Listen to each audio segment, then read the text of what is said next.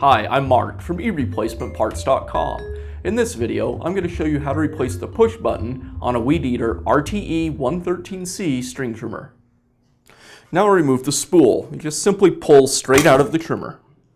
Now I'll remove the spool retainer. It's held in place with a couple of metal tabs. You can push those tabs through from the outside of the spindle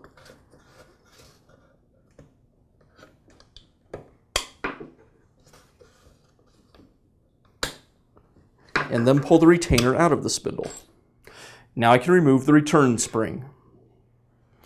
Now I'll remove the guard. The guard's secured with a couple of plastic tabs. You'll need to carefully bend these up and out of the way.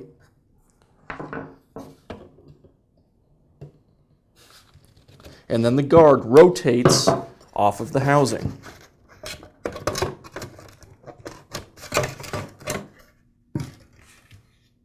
Now I can remove one half of the motor housing set.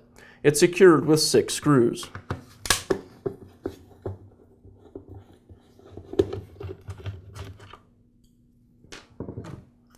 There also might be a decal between the two halves of the housing. If there is, you'll want to slice that with a knife.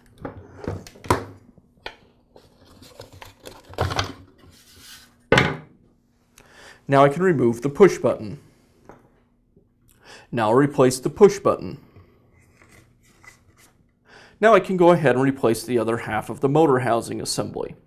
Before I do that though, I want to take a minute and make sure I have all the wires out of the way, so when I put the two halves together, they don't get pinched. You'll notice that there's some little slots in the motor housing, and those are for the wires to be pressed down into.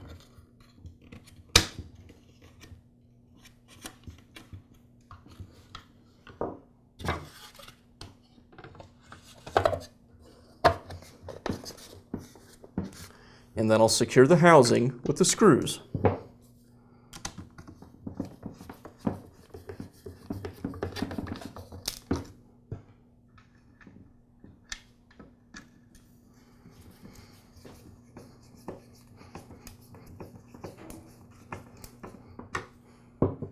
Now I can replace the shield assembly.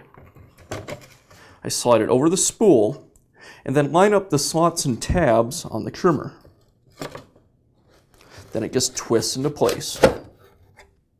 Now I'll replace the return spring. Now I can replace the spool retainer.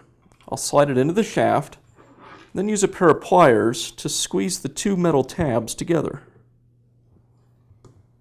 Then continue to push it down into the shaft. Now I'll replace the spool. I'll thread the trimmer line through the eyelet in the outer part of the trimmer head, and then the spool just snaps in place. Now you can replace the push button on your RTE113C string trimmer. If you found this video helpful, please feel free to leave a comment or ask us a question.